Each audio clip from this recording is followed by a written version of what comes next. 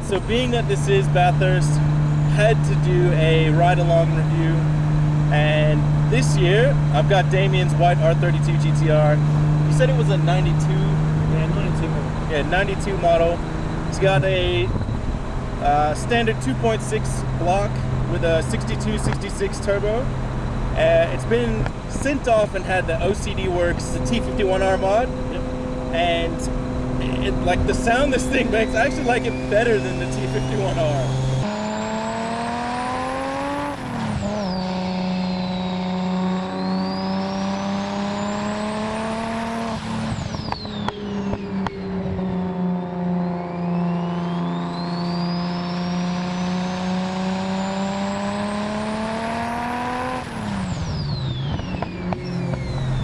So you can probably hear it already. It whistles away. Anytime he basically touches the throttle, it just starts whistling away. Like, it's so good.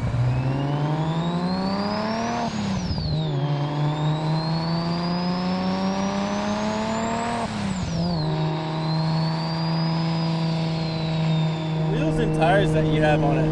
So I've noticed that you've got Gojira on, that's obviously on your plates. You've also put that on the wheels. What's the wheels and tires, and what's the story behind the sticker? The wheels and tyres are on it. At the moment, I've just got a set of just everyday Bridgestones, just for street driving. But the tyres themselves are original TE37s, 17 by 9.5s, and I had them on the car for well over 10 years.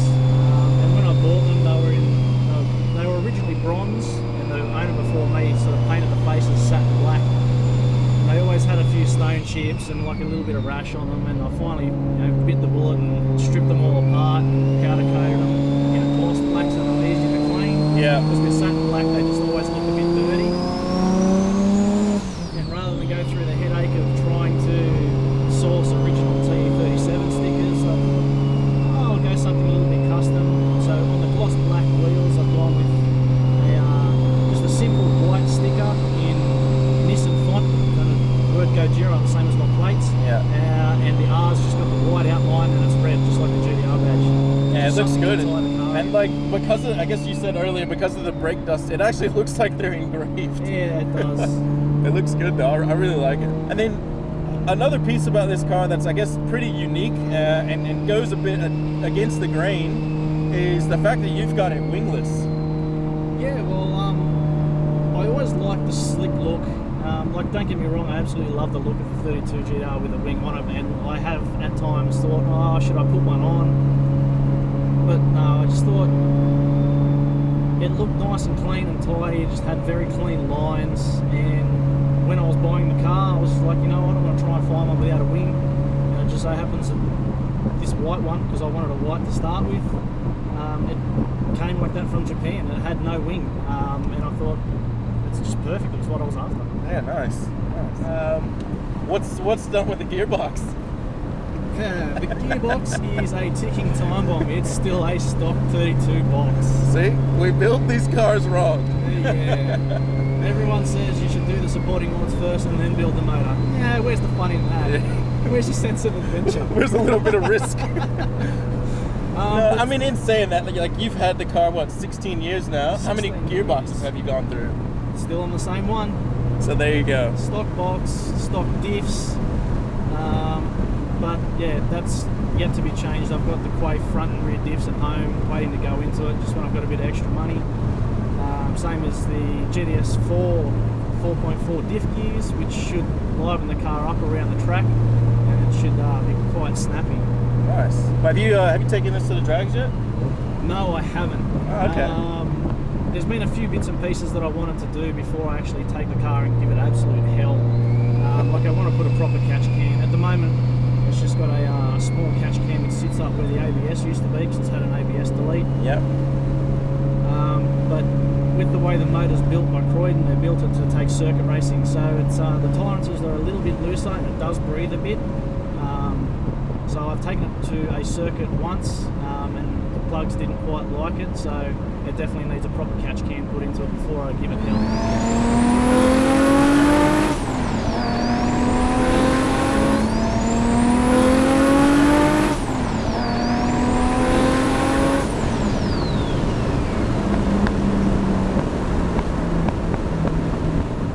what's this? It's a 4-wheel drive controller.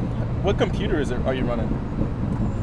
The actual computer itself, which is running the car, is just a Haltech Platinum Pro plug-in, which does the job at the moment for what I need it to do. I might look at changing it to either an Elite 2500 or maybe a Motec in the future, because I'm thinking about possibly going drive-by-wire, but we'll see what happens. Plenty of other things to do before that. Yeah, definitely. It never ends. I am finding that out the hard way. So yeah, what is this 4-wheel drive controller? The 4-wheel drive controller we've got here is one of Paul Ruzik's items. It's a Ruzik 2 4-wheel drive controller. Basically, it allows me to select the amount of 4-wheel drive going to the front wheels, so you can basically tune it, you know, to your driving style and to whatever track you're running. It allows you to dial in whether you want full 4-wheel drive or none at all. And it also allows you to change the aggressiveness of it, so it comes on a lot harder, or you can have it very progressive. It's actually quite a great bit of gear. It's just a shame it discontinued making them, but being the good guy he is, you can still get a decent support for it. So. Yeah, that's good. It's always good. You definitely need like that after purchase support with a lot of these products. Yeah, absolutely. So that's definitely a plus. All right, well, I have had an absolute blast today. First, I want to say thank you to everyone that's come out. Like, these cruises don't happen without the community involvement, so thank you to everyone. Thank you, Damien, for shuttling me around all day. My pleasure. Thanks for putting the cruise on. No problem, man. And then thank you again for letting me come in and let's have a lap around the mountain. That'll be it for this one. Like, subscribe, and comment, and I will see you guys on the next one. See ya.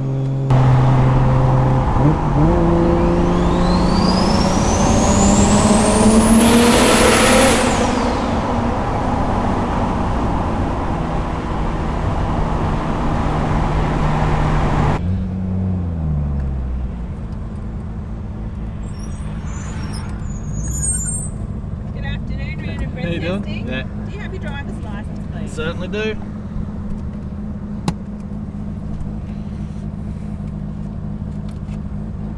Is this your vehicle? Yes, it is. Have you done any modifications to it? Yes, it's already been checked over today. It has been? I'm Yeah. going to check it again. Yeah.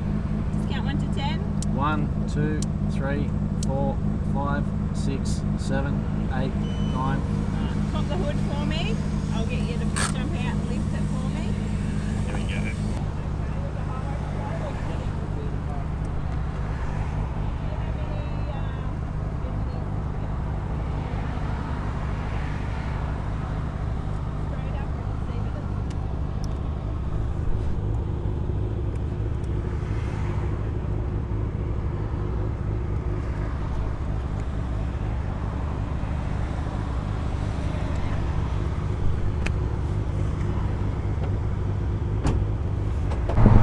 This is almost a perfect day. So he got issued a defect for being too low. And I'm just gonna play for you a quick clip of the outside of this car because it's far from low. And the rear diffuser is what ended up doing him in. So By about 5 millimeters. yeah, 5 millimeters of clearance is what got it. So literally all he's got to do is take the diffuser off and get it cleared. I dare say it won't be going back on. Yeah, I was in 2 minds of whether I left it on or took it off to start with, so I think it just clenched the fact that I'm just going to take it off and clean the car up a little bit more. After we got pulled over earlier today by another highway patrol, Yeah, that was the second RBT, second one. and the first one checked the height and said it was all good. Hassled me about having no pod filter and just the mesh. This one happened to have a look in my engine bay, asked me for an engineer certificate. I said I don't have one. She said, okay, apart from it being too low, everything else looks fine. Almost a perfect day. Win. Yeah, that is definitely a win. No money, just get it cleared, that's definitely a win. So Yeah, it could have been a lot worse. yeah. Almost a perfect day. Almost.